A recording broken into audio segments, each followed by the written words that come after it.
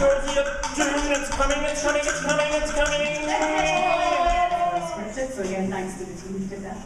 I'm particularly delighted to welcome the diverse range of organisations represented at the conference, and I know myself, and just having a chat to probably 10 people, I've spoken to everybody from fire departments to health, to people who are managing agriculture, just an absolute diverse range represented today, and especially those people who have been travelled to be with us. We've got people far and wide from Australia, but also overseas, including the UK, Singapore, Canada and New Zealand. So thank you for making the journey and hopefully making the journey with us today. The theme of sustainability behavioural change is critical to the success of our community workplace.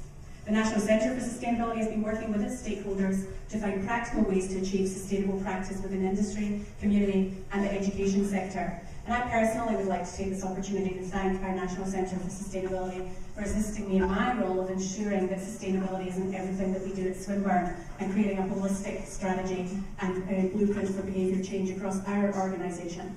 So we really do believe that behaviour change sits at the heart of this endeavour. Swinburne at an institutional level has embarked on this journey, looking to embed sustainability within all its courses. And it really is an important document, our sustainability strategy. It's the first time it's bringing higher ed, TAFE together, and research together with skills together with academia. So please, if you get a chance, get on our website and have a look at it. It involves institution-wide behaviour change from facilities to teachers and students, and we're incredibly proud to be part of that journey.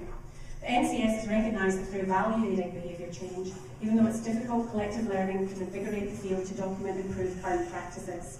The National Centre for Sustainability took this idea to Sustainability Victoria, who wholeheartedly embraced the need for this conference, and we welcome them especially here today. Sustainability Victoria has provided significant support to ensure the delivery of this event, and along with Swinburne are co-hosts of this conference.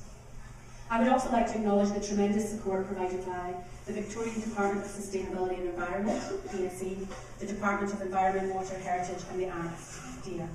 Lastly, I would like to acknowledge the creative input of the students from Swinburne School of Tourism, Hospitality and Event Management, who are providing the catering and event management side to the conference, as well as the conference dinner. And I know you've got exciting things ahead of you for those of you who are going to the dinner. I'm actually on the board of NICA, the National Institute of Circus Arts, and I think we've got a spectacular piece of entertainment for you tonight. They have enthusiastically worked to ensure the sustainability of the experience is carried through the whole 3 days of conversations and workshops. It's really my job to get off here now and to get the conversation happening again and allow you to meet each other, discuss, learn, evaluate. But first of all, it's now my pleasure to introduce Anita Ropa, CEO of Sustainability Victoria. Thank you for joining us.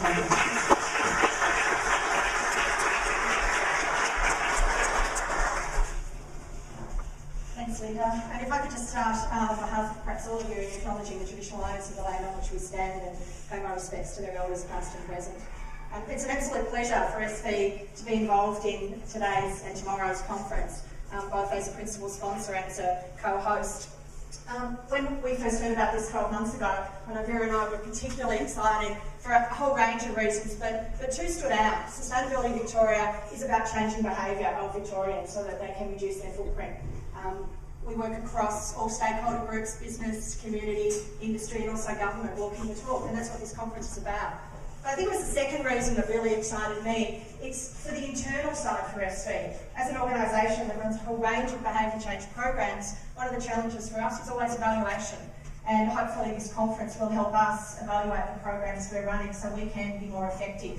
And I think that's evident. We have something like over 20 staff here today, which I think has to be a record for any Sustainability Victoria event to have so many staff that wanted to participate.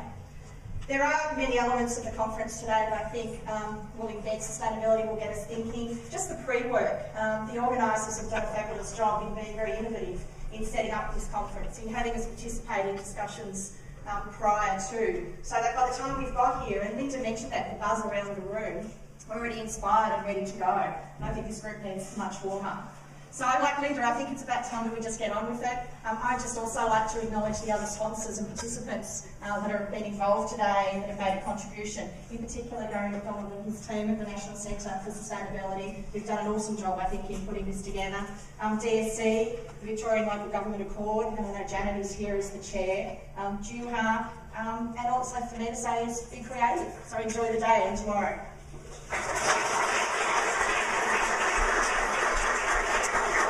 Thanks, Anita. She's got a long walk back. I would now like to welcome Janet Bolitho, pardon the Scottish accent, the Chair of the Victorian Local Sustainability Accord on behalf of DSE. Janet.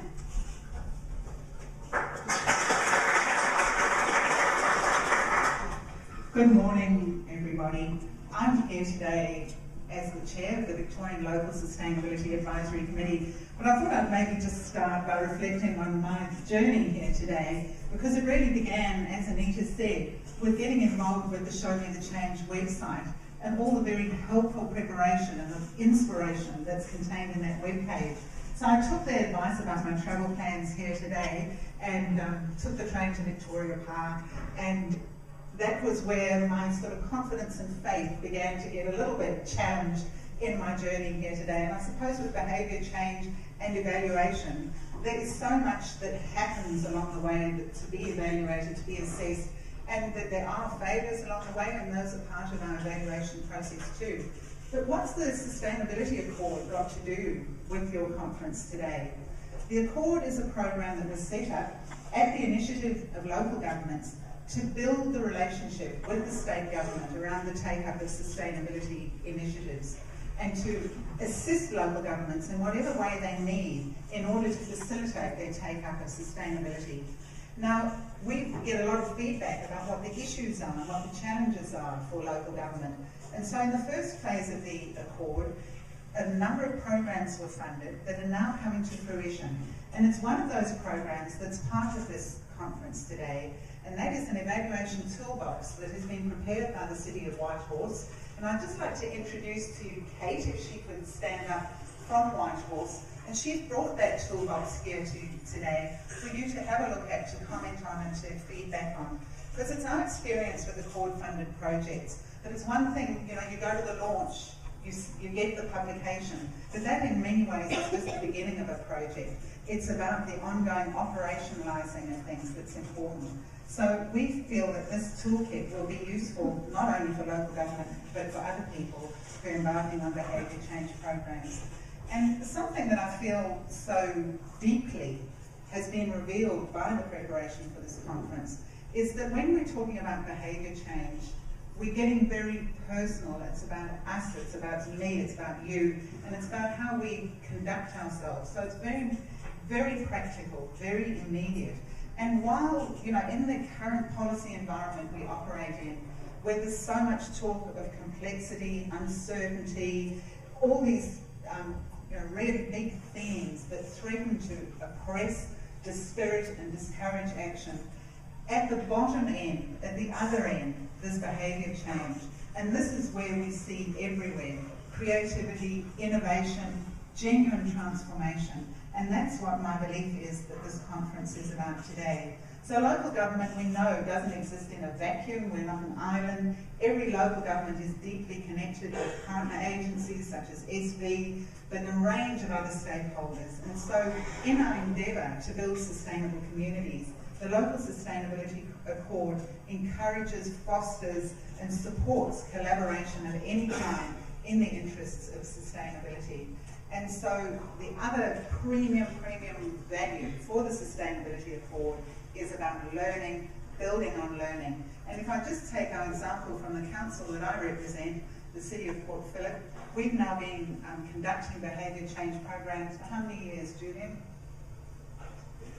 Nearly 10. And so each one builds on the experience of the last, builds on the next, and then out of those, new things become possible. So we all begin our journey, as I began mine at Port Melbourne today, and had a bit of a dispiriting experience in the middle, and then an energising experience on arrival. And I'm sure that's what your conference will bring today. Thank you.